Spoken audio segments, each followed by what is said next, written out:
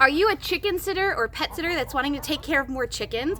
I have a few fun facts for you to learn about chickens to make sure you're comfortable and confident taking care of them at your client's home. So let's get started. And this is Butters, my sidekick today. Now, chickens need three main things: food, water, and shelter. And yes, they even have a pecking order for themselves. When we're taking care of them as pet sitters, we're caring mostly for them, their food, water, and shelter. It's fairly simple.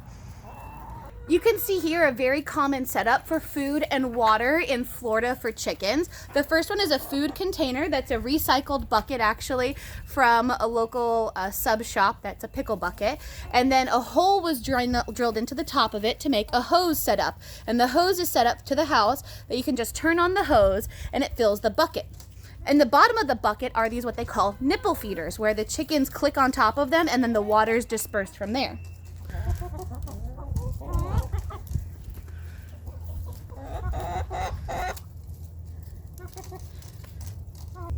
Your next setup is a bucket feeder. This is a metal bucket that has chicken feed on top that the bucket top comes off, and there was holes drilled into the sides with PVC pipe that their heads can be stuck into to drink or to eat the food.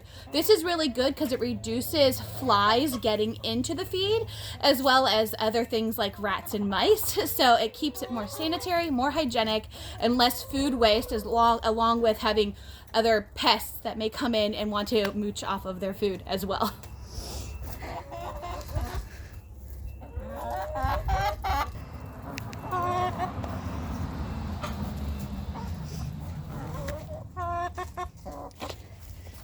Sometimes when we're training chickens to eat out of certain containers, we'll put a really high value treat like black soldier fly larvae into the hole so they get used to putting their head into the hole and finding their regular food as well.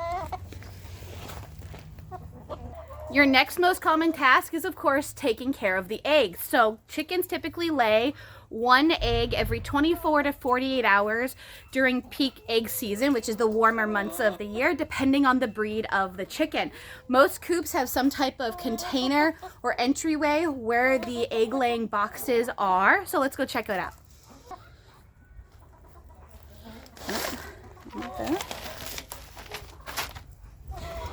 In here we open up and we can see two egg laying boxes where the eggs would typically be taken care of. There's usually some type of hay or pine pellet or pine straw that keeps that area super clean for the eggs to be laid on and not break while other chickens are laying on them. Most commonly you bring in the eggs once a day because they do have a coating on them that protects them, so they don't have to be refrigerated right away as long as you keep that coating intact, aka not washing it whatsoever. They can stay on counters for quite a long time.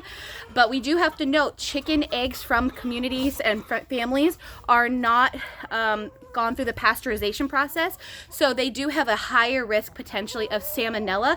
Just like when I'm taking care of chickens today, their feces may contain salmonella, as well as their bodies, because if they're in the dirt running around or in their feet, they may have some fecal matter on them that can carry that salmonella. So you definitely want to wash your hands, wash any parts of your body, and spray yourself down with some type of sanitation.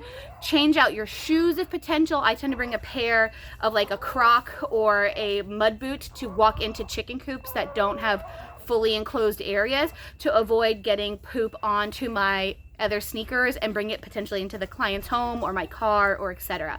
But that's definitely the thing. So if clients do ask you to take the eggs or they want you to take the eggs, totally fine, but do note they are not gone through the decontamination process technically, so they do have potential of carry salmonella if eaten at improper levels, etc. But again, I've had chickens for over 10 years and have yet to have an issue because of proper maintenance, care, and cooking process.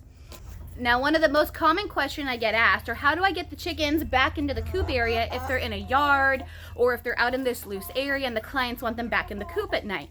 Very simple. Chickens typically do it on their own. The cool thing is when sun starts setting and it starts getting darker outside, the chickens start going in the coop on their own and roosting, typically on some type of shelving units, to then go to sleep for the night in a safe environment.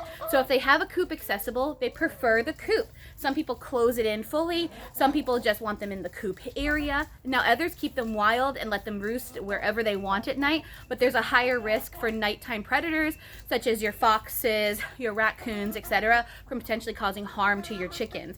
But when you're planning chicken visits, and if clients are asking for once a day visits or twice a day visits, consider that you need to come back to the house after it gets dark, so the chickens will already be in the coop and going in first thing in the morning, because they can't stay in the coop all day because it's a hot box and they will pass away without water and shelter or food, and without proper ventilation that can kill them because it's so hot, especially in Florida. So twice a day visits are most common with chicken clients that want them put in coops in and out at night. Now I especially love bringing Grubterra black soldier fly larvae with me to visits with chickens, because the chickens, this is a high value treat for them. It's also great for like reptiles and your fish, etc. Has a huge amount of protein, 75% more protein I'm told than your typical mealworms, dried mealworms. So when we give these to the chickens, you can either give them by hand and let them peck from your hand. Do note they can pinch your skin slightly. It can be uncomfortable, but I've never had them really break skin by eating out of my hand before. Or if you want them to do a little foraging and get them excited and have to work for their food, you can spread it around the yard that they have access to, and they have to hunt for it. Now what's cool about Grubterra, they told me that what they do is how they create these grubs to grow to then dry to make to treats, is actually these grubs are eating post-consumer food waste.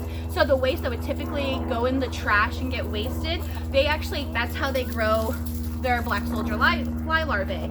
So not only are you feeding your chickens, making the eggs have a better quality shell because of the amount of calcium in these, but also you're helping, the environment is too, which is super cool. And if you're green and crunchy, very helpful as well. They do have a bit of a smell, but nothing like nasty or disgusting by any means. They just have a smell. They're not alive. They are dead and dried out, of course, so you don't have to worry about dealing with creepy, crawly worms also. And as you can see, the chickens love these things.